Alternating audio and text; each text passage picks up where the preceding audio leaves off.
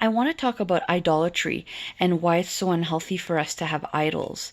Um, we're in a physical world, but truly it's a spiritual world. Um, but we're not completely aware of that. And in this physical world, we can be deceived by many things.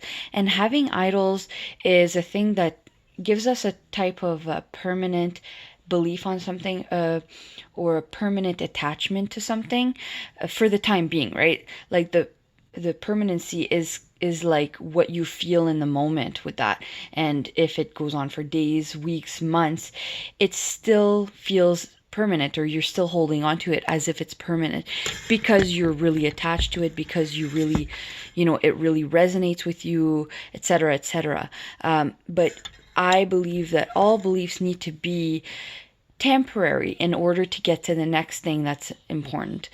And idols, when you have shrines, or you have, pictures, even of Jesus and things like that in your house, or you just like idolize them, and when they go on TV or whatever, because there's, a lot of them that are actually in the physical form, when they go on TV, you're like, oh, I love that person. I love everything they say, everything they stand for.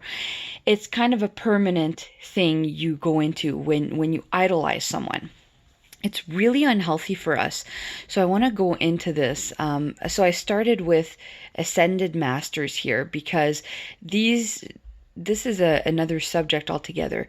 But ascended masters are made to deceive you.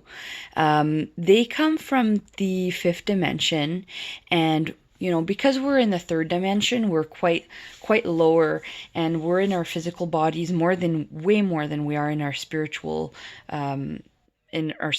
ones. And even regardless if you're really advanced spiritually or not, these entities know exactly how to deceive us. They are in a way higher dimension than us. They know exactly what we're living in, which is already a deception. And they know how to trick us because they know our patterns. They know, how and why and when we fall for things.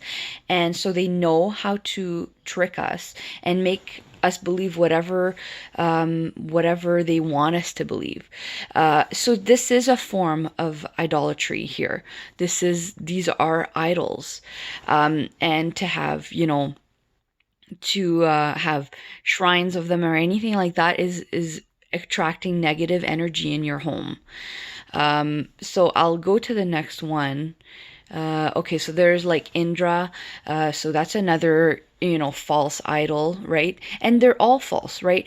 Um, we have to learn to just to live more in our spiritual selves rather than putting things out there physically and being like, okay, I love this. Like my physical body responds to that.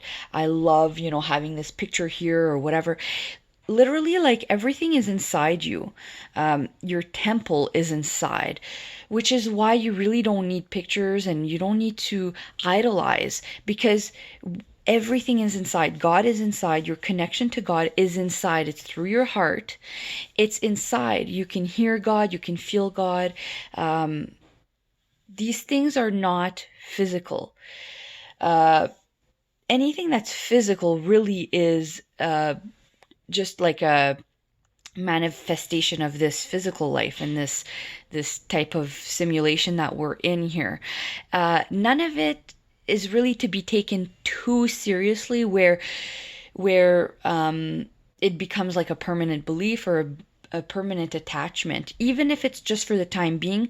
When it feels permanent, it's considered permanent, right? When it feels like you're like, I love this so much that I'm gonna put this picture on my wall, or I'm gonna put this necklace on, my neck. I'm gonna carry this with me because I love this person. I love what they stand for. It does become, idolatry.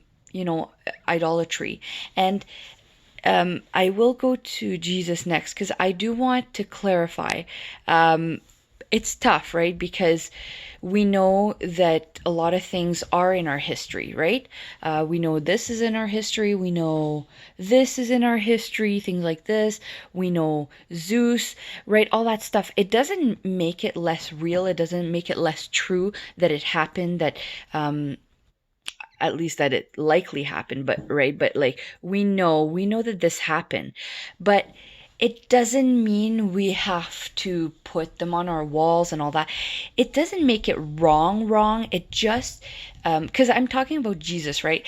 It doesn't make it so wrong, except that some people do take it too far, and some people do replace the knowledge of something into a type of